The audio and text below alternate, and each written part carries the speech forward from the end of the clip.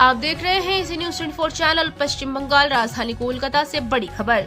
कोलकाता के brigade parade मैदान में 5 लाख लोगों ने सामूहिक गीता पाठ का इतिहास रचा।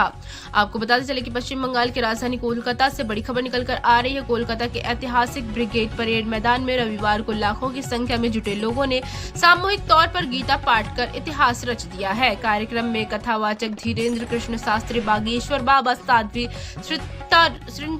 भरा और स्वामी ज्ञानानंद मौजूद थे। कार्यक्रम का आयोजन सनातन संस्कृति संसद की ओर से किया गया था, जिसके अध्यक्ष कार्तिक महाराज, स्वामी निर्गुणानंद और अन्य साधु संतों के कार्यक्रम में मुख्य भूमिका निभाई है। इस अवसर पर पश्चिम बंगाल के राज्यपाल डॉक्टर सीवी आनंद बोस भी उपस्थित हुए और इस अवसर पर राज्यपाल ने कहा कि राज्य धार्मिक अहंकार खत्म करने को तैयार है। ब्रिगेड परेड ग्राउंड में आयोजित गीता पाठ कार्यक्रम में उन्होंने मुर्शिदाबाद में शनिवार को हुई एक घटना का जिक्र करते हुए यह टिप्पणी की। इस घटना का संदर्भ न देते हुए उन्होंने केवल इतना कहा कि उन्होंने मुर्शिदाबाद में कुछ होते हुए देखा है। वहीं आपको बता दें कि शनिवार को निलंबित तृणमूल कांग्रेस के विधायक हुमायूं कबीर ने मुर्शिदाबाद के रेजी नगर में अयोध्या की बाबरी मस्जिद की तर्ज पर बनाई जाने वाली मस्जिद की आधारशिला रखी है। इस कदम से राज्य की राजनीतिक हलचल को बढ़ा दिया है, खासकर जब अगले वर्ष विधानसभा चुनाव होने वाले हैं। राजनीतिक विश्लेषकों का कहना है कि कार्यक्रम को जानबूझकर 6 दिसंबर यानी कि 1922 की बाबरी ढांचा गिराए जाने की बरसी पर आयोजित किया गया।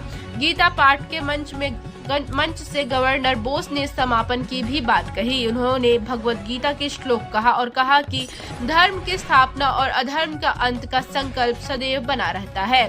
ब्रिगेड परेड ग्राउंड में 5 लाख कंठे गीता पाठ का आयोजन सनातन संस्कृति संसद द्वारा किया गया, जिसमें विभिन्न मठों और धार्मिक संस्थाओं के साधु संत शामिल थे। इस राज्य में अब तक के सबसे बड़े सामूहिक गीता पाठ के रूप में प्रस्तुत किया जा रहा है।